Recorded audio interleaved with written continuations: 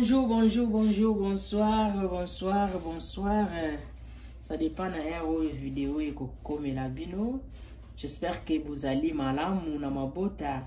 Ngai sava na mawana mokeli na biso ya wenjambe.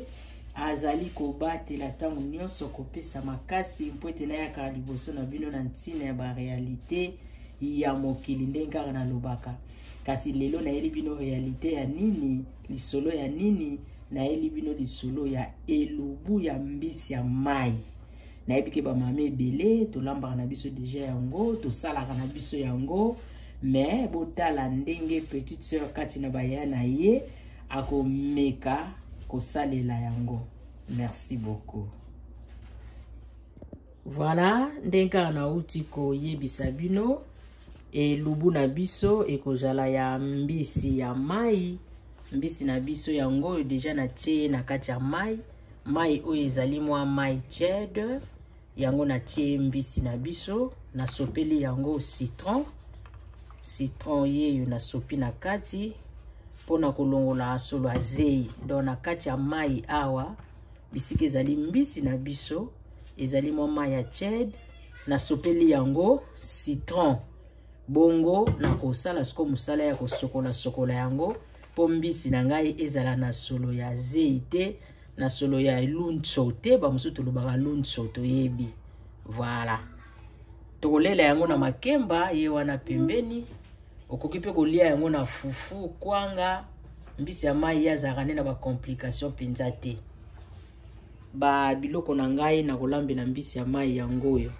Naza na ndembe na nga, naza na matungulu, naza na pilipili na nga yango mibale, naza na tangawisi. Mbisi ya mai tozangisaka tangawisi te po yazalaka na mwa ndenge moko boye soko tie tangawisi ekolamusa yango.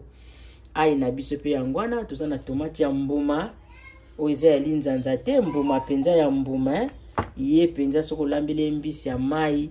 Mbisi na yo kozala vraiment sukali, ekozala na solo ya ngai te. Po mbisi ya mai elingaka solo ya ngai te. Alors secret nango loambela ngo penza na tomate oyo. Osombi na ona Lidl, Dani Store, na ba store nyonso ezalaka. Ekosala bien makasi. Papa chef yeyo na kotia na kati. Soki po salela papa chef te, tia na oka mungwa, eza problème te. Na kotia mwa huile d'olive, mais muke kaka parce que mbisi ya mai abimisaka deja mafuta. Donc na kotia kaka mwa muke, mwa feuille na biso pe yango wana. Oui, awa na yesiko ko sokola mbisi na biso. Ndenge kaka na utaki kolakisa bino ke na tiaki yango na mwa ya tiède, na sopelaki yango vinaigre. Awa siko nazosala mosala ya kosokola mbisi na ngai pona kolongola solo ya vinaigre wana. Kosokola pe mbisi ezala propre makasi. Maboko na nga nasi na sokolaki parce que nazo simba biloko oyo bato ebele bakolia. Donc c'est un peu ça. Mbisi il faut kosokola yango penza bien kitisa motema. Tango ezali kolamba motema fo ezala ya kokita. Kosala presse te. Okoya kolamba na basalite oyo na kati ezalaka bien mingi te. Mbisi na ngai yango nazo sokola yango. Nazo sokola mbisi na ngai. Ozolongola na mawa mafuta moko ya mike oyo ekangamaka na mbisi. Po yango mutu yaka kobotela biso ba mafuta.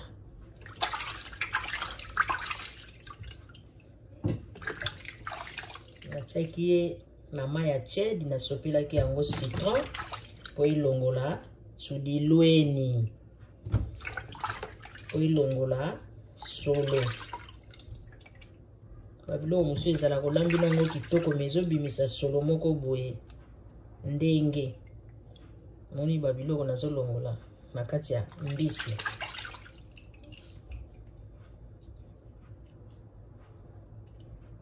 Kolamba kozala presse mingi te, bien que faut salela pe temps tango ozo lamba ozo tala ozo simba mais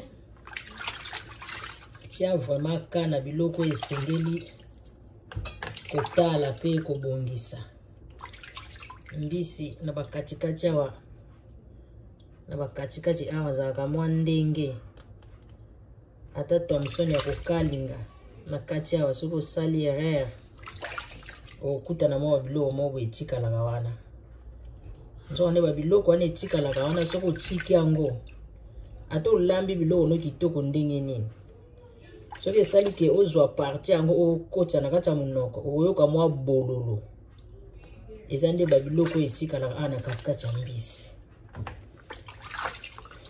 ba jeune fille bolanda elubu ya mbisi ya mai azalaka na ye rapide ewumelaka nango te oyo mpenza ata semeke aye kotala yo tiela ye ka kiti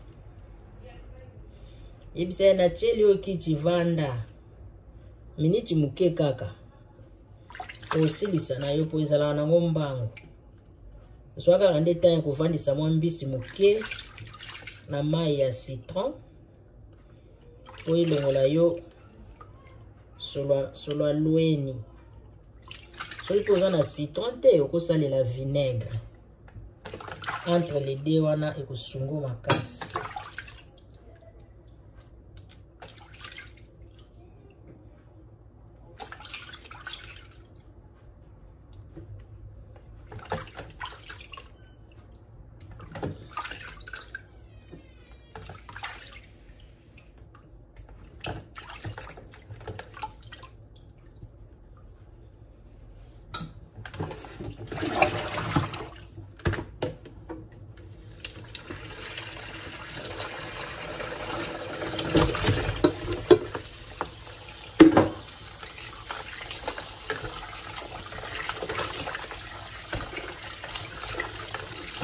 mayo pe na osokolela mbisi eza mwa ched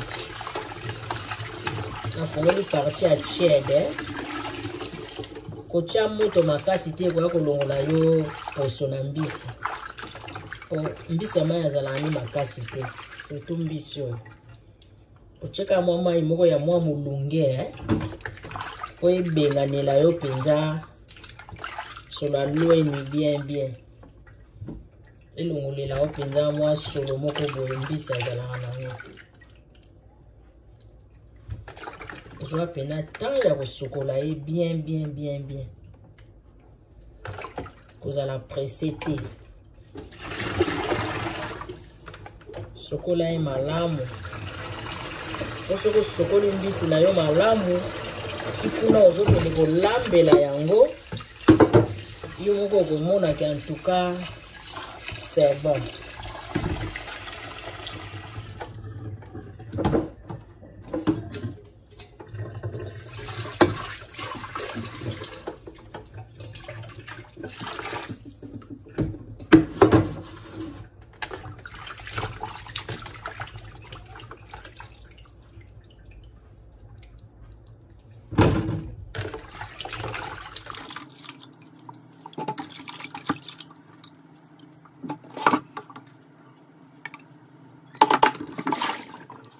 Penza tana nga ya kosokola mbisi yeyo asokwami kitoko makasi yeyo mbisi na biso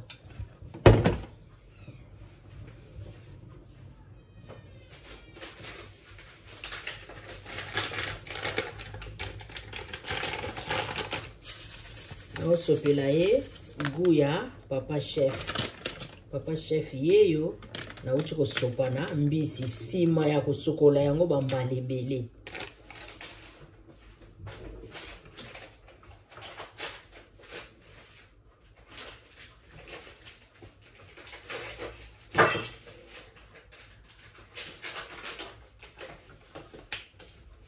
nabakisi lisusu mwa papa chef po oyo wana ekomaki na suka papa chef ye natie mingi te nalekisi te me juste kaka na bakisi na mbisi nanga yango nazosaka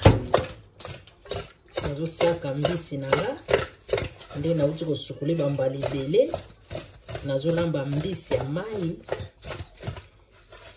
yeyo nasi nasopeli ye goût ya papa chef natiki yango awa nazo finika mufinuku na kesiko ko continue ko sala makambo susu. Voilà bandeko, ndenge kana utaki ko yebisa bino nazo lamba elubu ya mbisi ya mai. Mbisi na biso deja yeyo mokonzi awa. Na sina sokola ki ndenge tolandi, na sokola ki très bien na mai ya ched, na sopeli goût ya papa chef. Yeyo awa na kati ya nzungu. Ba biloko na kolambela yango yo. Matungulu na sina kati, ndembe na biso ye wana. Tozali pe na tangawisi na biso yeyo. Na koto toza na ai na sina gratte bango, bamboma na biso mibale ya pilipili, muscade pe yeyo na feuille. Na lakisaki bino yango na debi. Awa sikoyo na sina kati yango. Kaka biloko na lakisaki bino ezalaki ya mibimba. Awa siko na sina kati yango yango nde na olambela mbisi ya mai. Tomate na biso pe yango na banza bolandaki na debi. Na sokoli ye très bien na kati. Na lingi na banda siko kotia na nzungu. Nzungu na nga yango na tie na moto. Yango na tie na moto. Nazo kotia huile d'olive. Huile d'olive yango na tie. Na tie kaka juste mukie. Po mbisi ya mai ebimisaka mafuta. Alors tango zola mbisi ya mai keba na mafuta po yango moko pe ebimisaka mafuta. Na tie kaka mukie kaka nazo banda na natia siko matungulu nanga na kati.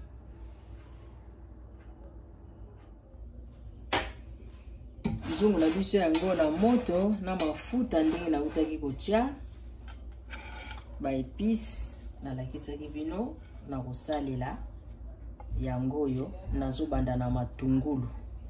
Matungulu yango wana nazo kitisa na mafuta.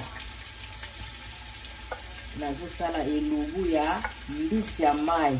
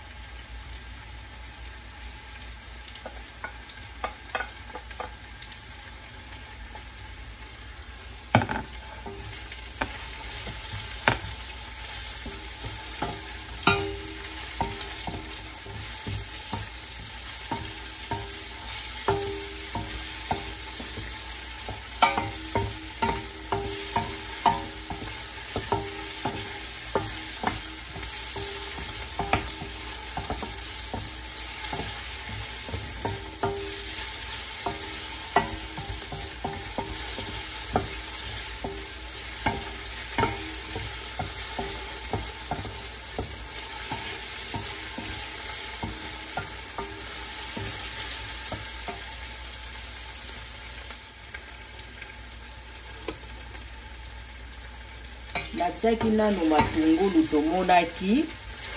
Na utaki kochana no matungulu. Sikoyo nazotia tomate.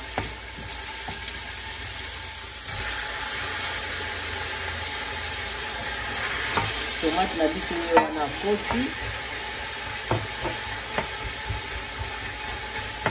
Awa na kati ekomi matungulu na tomate.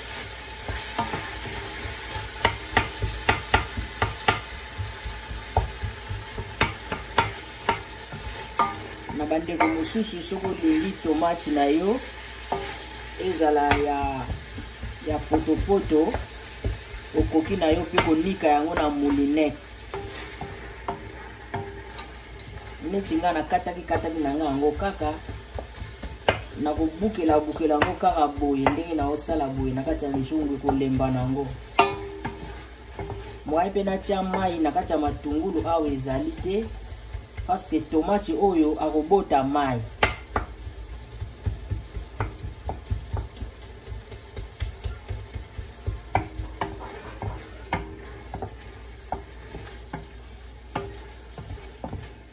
nayebi ke bandeko ebele balambaka mbisi ya mai batiaka biloko nyonso mbala moko. Mais botala pe ndenge petite sœur azosalela nga na bandeli na ngai boye natie nanu matungulu natie pe na tomate na nga emeka nanu kobela mwa mokie bongo na kotia biloko mosusu.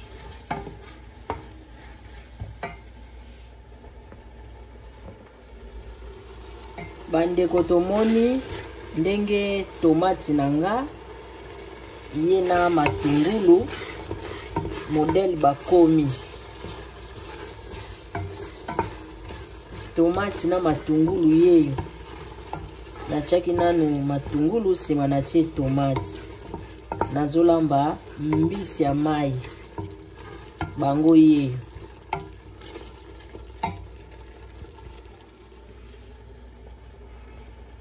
Wana tomate na ngai na matungulu. Na ye sikoyo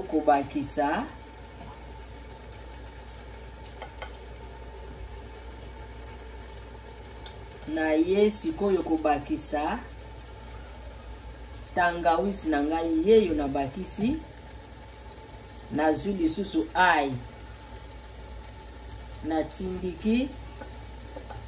Nazwi lisusu ndembe yango wana.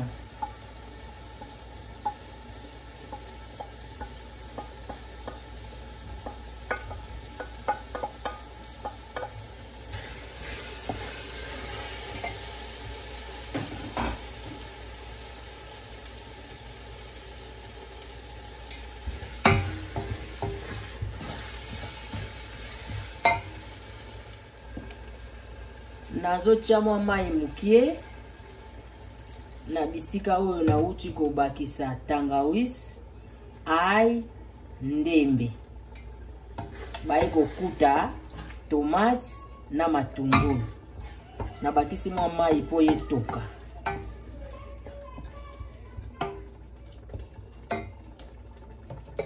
Natie mwa mai po etoka. Na tiki yango etoka mwa ndambu.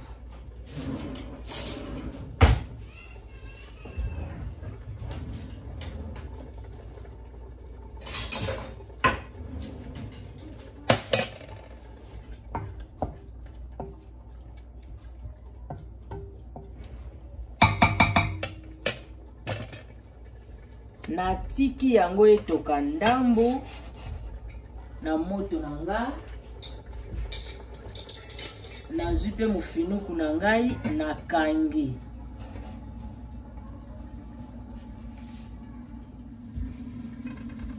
Voilà bandeko na ye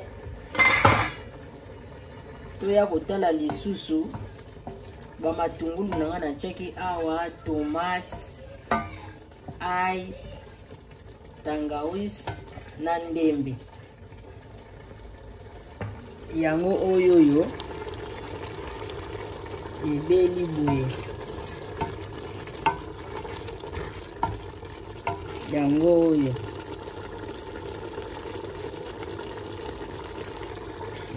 ebeli boye. Sikoyo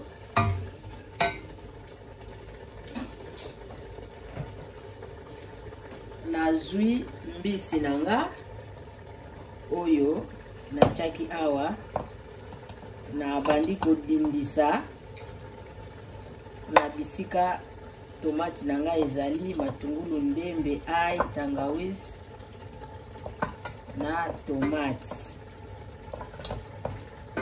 Mbisi na nga yango wana nazotia. Bomoni ndenge petite sœur ya bayaya na ye mongongo ya Irlande ndenge azosalela mbisi na ye ya mai. Mokili makambo bandeko. Yalola azali. Yalola alobi akotika bino te. Nazali toujours. bozala wana mpona kosoutenir ngai ekosala bien makasi. Nasilisi kotia mbisi na nga. Sima na yango na ye susu kozwa muscade oyo narapaki yango oyo. Muscade na nga akoti, feuille pe yango wana nazotia. Feuille pe ekoti, pilipili na ngai ya vert na ya rouge yango wana na dimbisi na kati. Ba mama bosalela wa papa mbisi ya mai.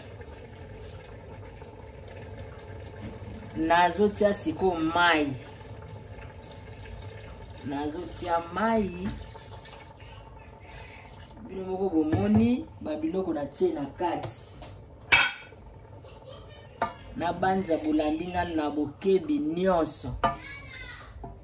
Ba mama tolambela ba papa wa mbisi ya mai. Ba mama tolambela ba papa mbisi ya mai. Esalaka bien makasi. Mwa eloko apete. Mwena balusa ngo eza te. Na tiki boye toka. Pona ba episi na nga na tie. Ekota na kati ya mbisi bien. Mwa mai mukie kaka. Yango oyo nazotika ngo sikoyo etoka. Mai muke kaka na tie nazotika yango etoka. Oui bandeko, ndenga na lobaki mbisi na biso ya mai yango wana ezotoka. Mbisi na biso ya mai yango oyo ezokotoka. Yango mbisi na biso ya mai. Makemba pe natie deja na moto. Nasali yango na sukoli. Natie pe deja na moto. Na kati awa natie mwa mungwa. Tango ozotokisa makemba, mwa mungwa na kati esalaka bien makasi. Donc na kati ya makemba na biso awawa natie mungwa. Makemba tokolela mbisi na biso ya mai. Donc toza na makemba na mbisi na biso ya mai.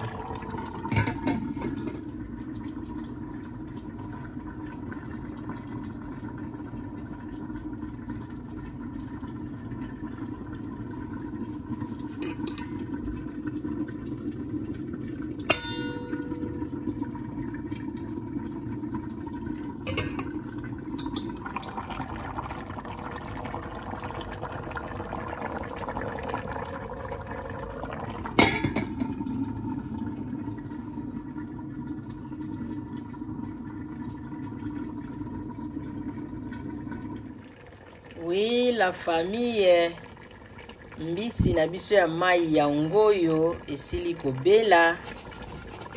Mbisi na biso ya mai yango oyo ebeli nango deja.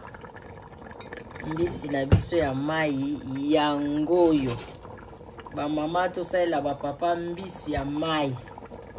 Mbisi na biso ya mai ebeli, tokolia yango na makemba. Makemba pe yango oyo ezali kokitisa ngomba. Makemba na biso yango oyo ezokitisa ngomba. Mbisi na biso ya mai pe yango oyo. Boliaka na musika bolieka na molimo. Mbisi ya mai yango oyo. Oui, la famille. Mbisi na biso ya mai yango oyo nauti kosilisa. Natie deja na sani. Mbisi ya mai ya lola lambi yango oyo. Okolia yango na makemba, na mbala, na fufu. Na loso pe koleka nango po eza na bato mosusu balula loso lokola likambo. Kasi ya ngai ezoliama na na makemba. Makemba yango wana oyo elingi e accompagner yelelisama pona koliela mbisi ya mai. Ba mama na ngai na ndako bayaya bakulutu petite sœur awuti kobunda na kosala mbisi ya mai na makemba. Voilà. Bosalela ba papa mbisi ya mai. Bomoni ndenge mbisi ya lo lebimi. Na olanda lokolo anti na olanda lokolo anti Eveline Dembomola ye mwasi ajika. Sima na ye kaka. Pourquoi pas maman Dionèse Élisée Tassi na kati ya Belgique. Talaka maman na ngana azalaka traiteur. So na ke na sima na ye solution malamu ekozwamana. Yango yo maman Dionèse Élisée na olanda lokolo no Ah oui. Tolia mbisi ya mai na musika.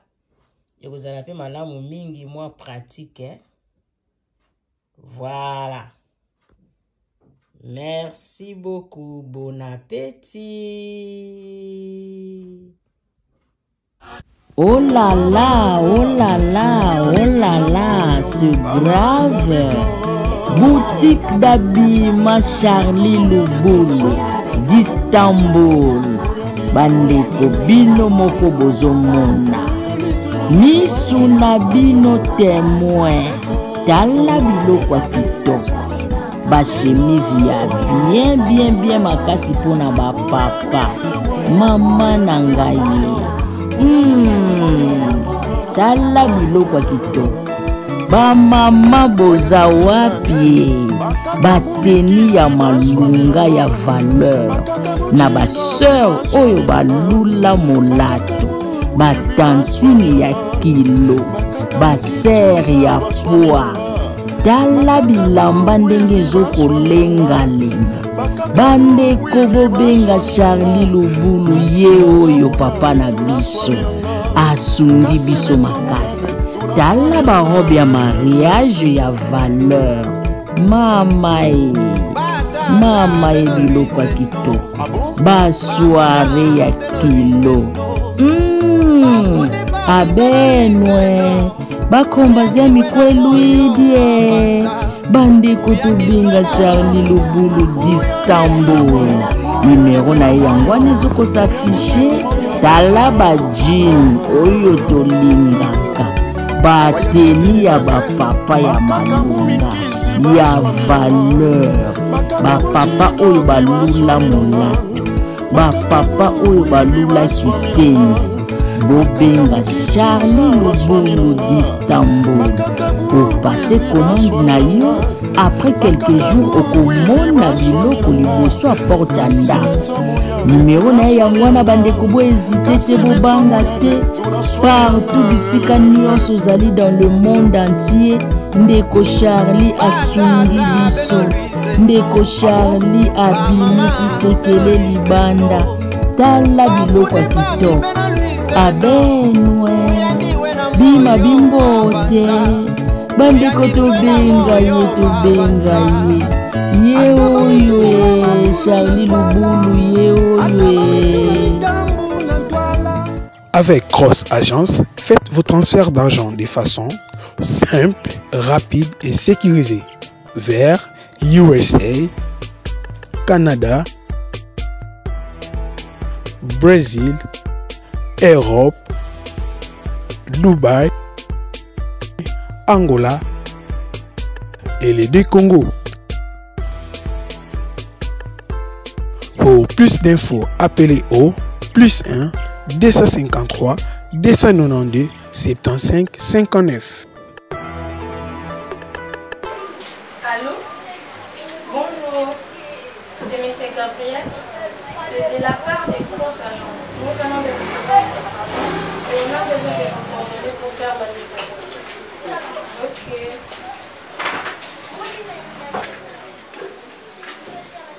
Merci et bonjour.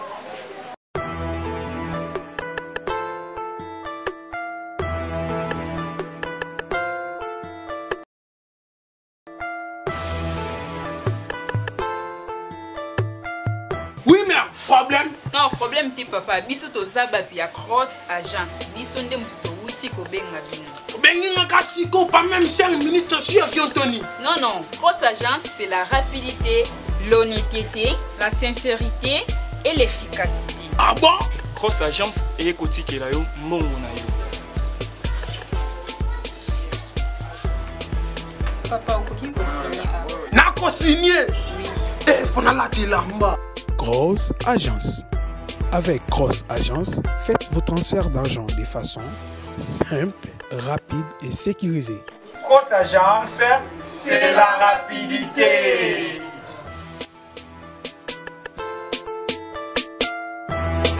Avec Cross Agence, pour plus d'infos, appelez. Pour les États-Unis, contactez Cross Agence au +1 253 292 75 59. Pour les Canada, +1 514 557 31 51. Pour les Brésil, +55 219 798 242 25. Pour l'Europe entier, +35 38 764 31 520. Pour l'Angola, +244 94 956 495. Pour le Congo-Kinshasa, +243 82 22 72 848.